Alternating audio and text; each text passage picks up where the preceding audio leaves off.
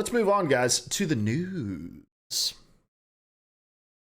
First item on the list is going to be a little bit of required reading. I'm actually going to drop the link directly to this story in the description of this section on YouTube.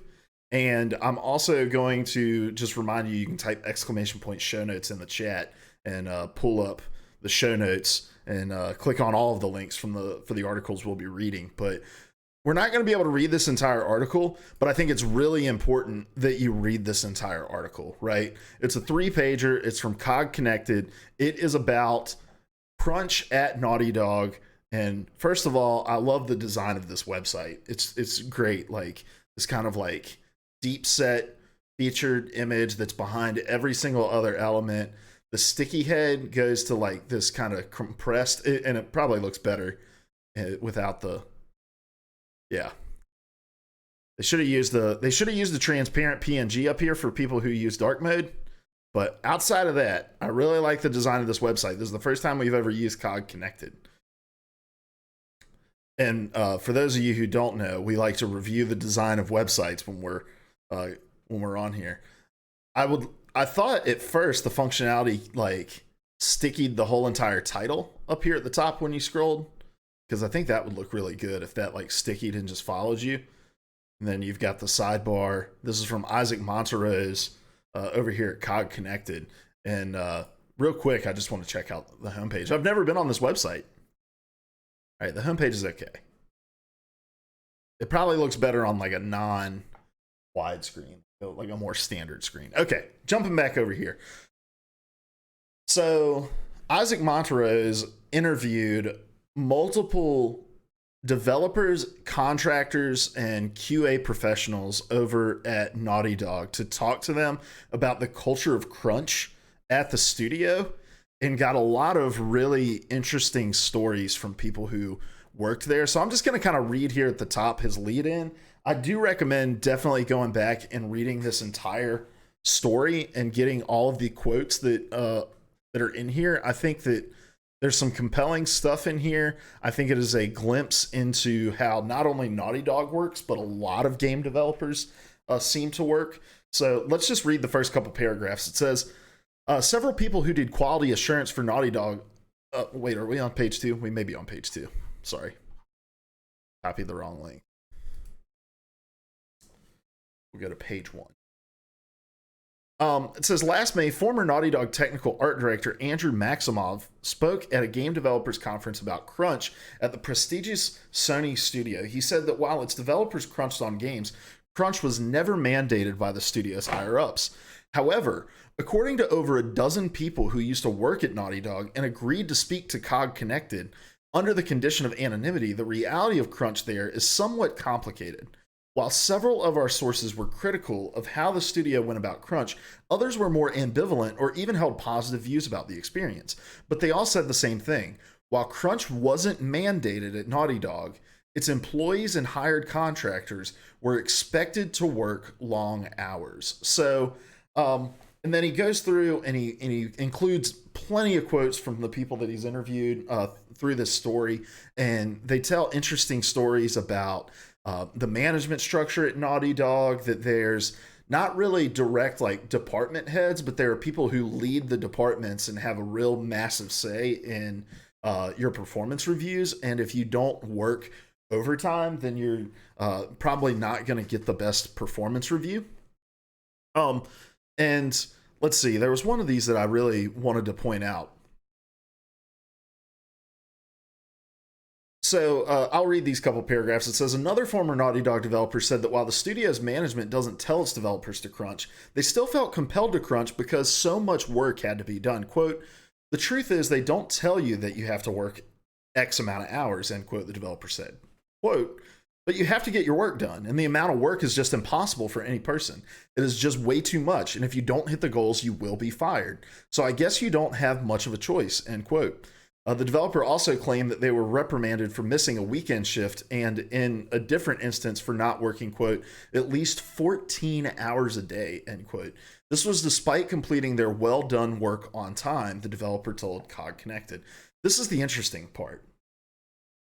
Quote, I called Sony HR once. They have a hotline asking what was this all about, and they just ignored me, saying, "You will get used to Naughty Dog's ways of doing things." End quote. They said. Um, we've talked a lot about crunch and the kind of work cultures that are created at studios, and about um, kind of the way that the companies talk about it, right? And I think this is a great kind of juxtaposition, that we need to take how companies present their stances on crunch with kind of a grain of salt. And I haven't been the best at doing that either. We've talked about several companies who've, you know, come out and stated at least that they were trying to implement policies. But this is a perfect example of, like, while something may not be required, it is quasi required because of the setup of the company, right? Like, for instance, the developers whose quote we just read went through this thing where it's like, the company expects you to get all the work that's assigned to you in a given day or in a given week complete in that given day or in that given week.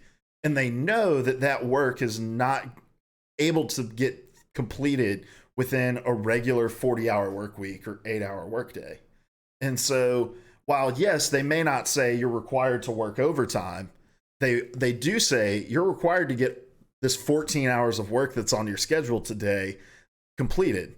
So I work in a production field, I work in marketing, and we have a project management software that we leverage across all of our teams. And so when I go in the morning, I can open up my schedule and see not only all of the tasks that are scheduled for me, but every single task that's assigned to me has an estimated amount of time that's attached to it. And my project managers know that we work 9-hour days at the company I work for, because we get every other Friday off, which is an awesome setup.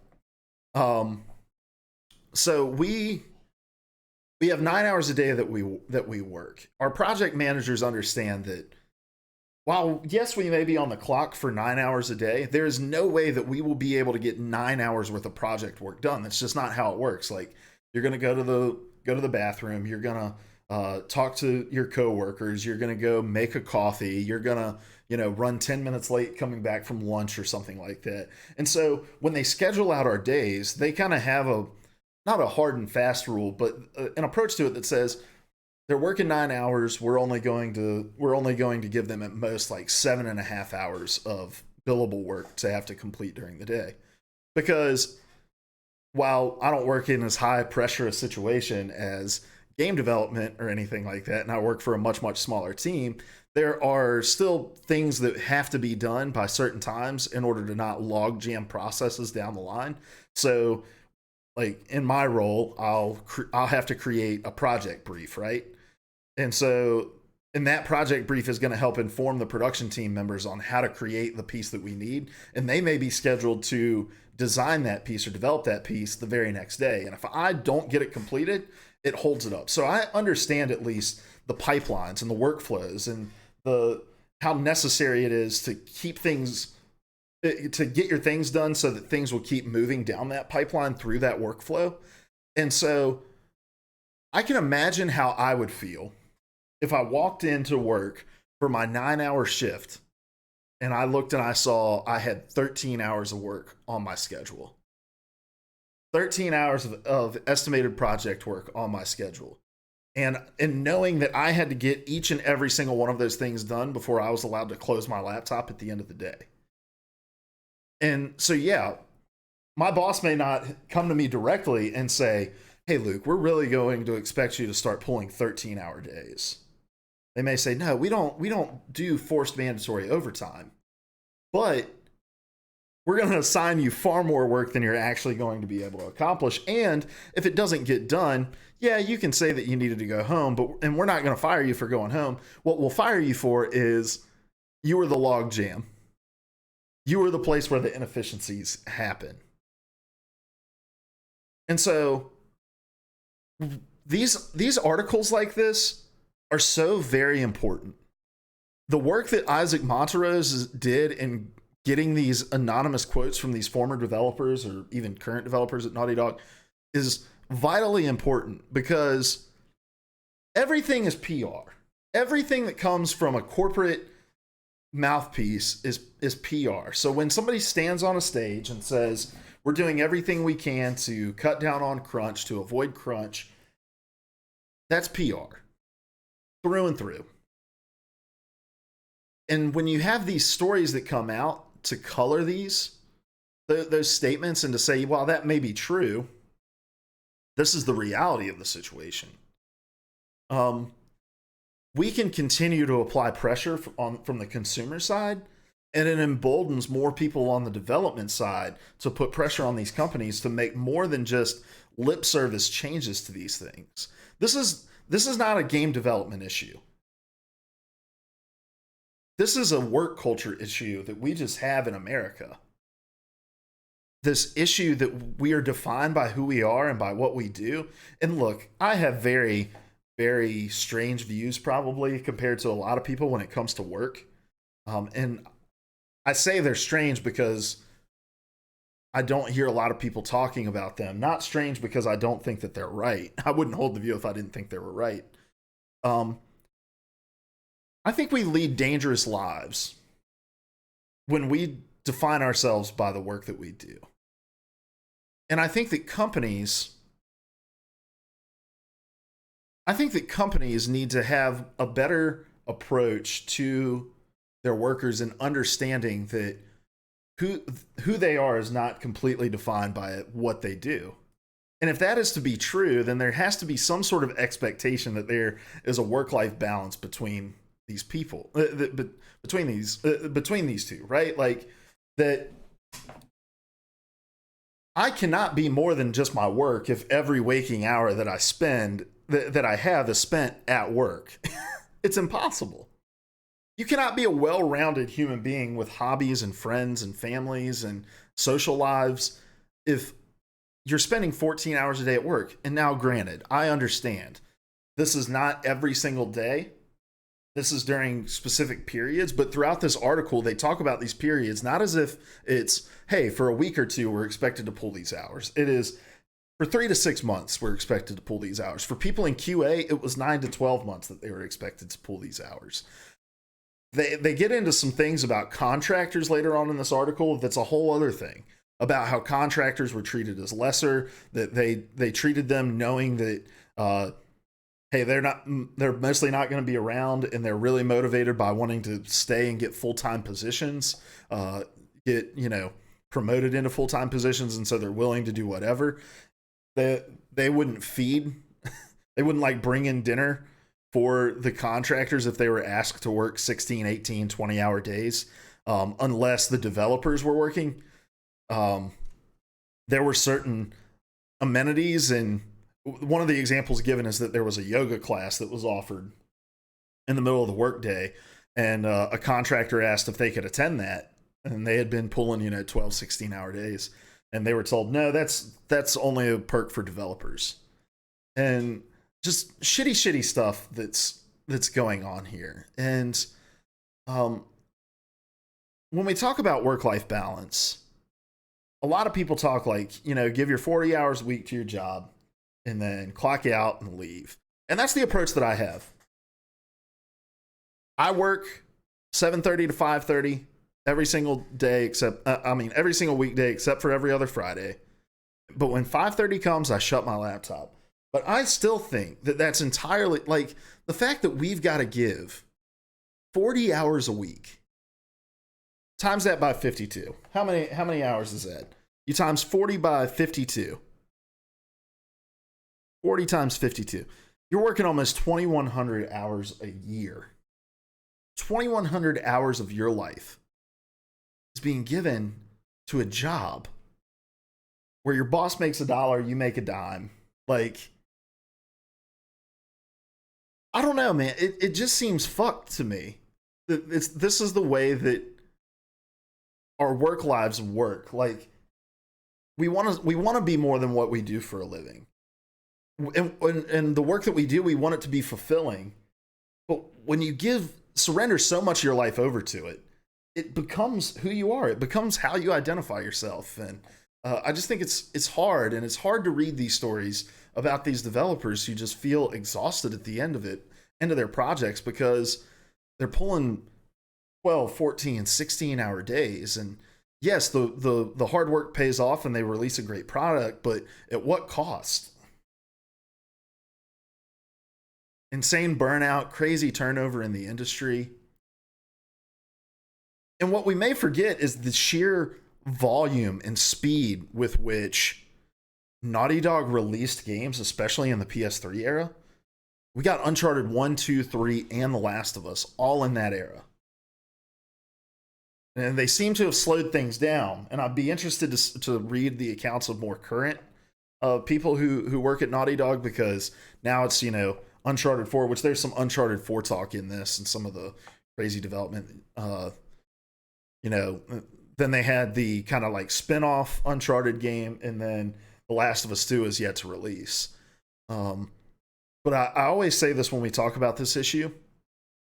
We can talk about it a ton, but we're kind of, as consumers, in a damned if you do, damned if you don't kind of position. If we buy the game, we perpetuate the culture that creates these games. And companies see like, oh, this is the method that works. Look how much money we make.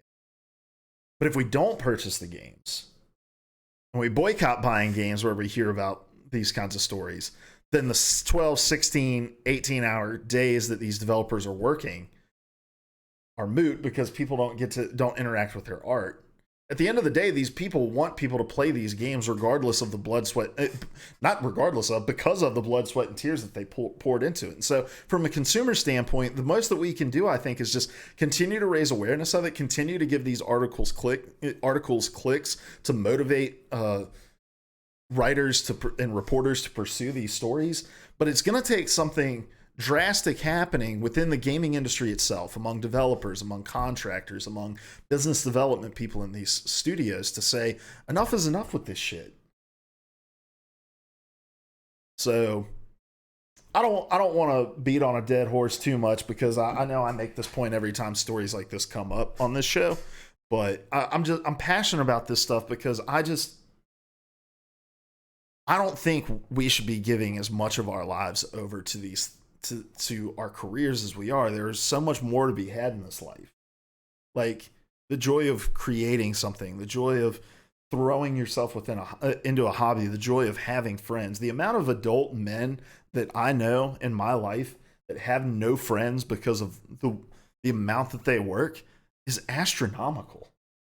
And it's really sad because I have really close friends, really fulfilling relationships in my life. And it's sad that so many people deprive themselves of that because they're so consumed in just the rat race and getting ahead. And to me, it's not that important. If I could pay my mortgage and, pay for the internet to be able to just do this full time, talking to chat, I'd do it in a heartbeat.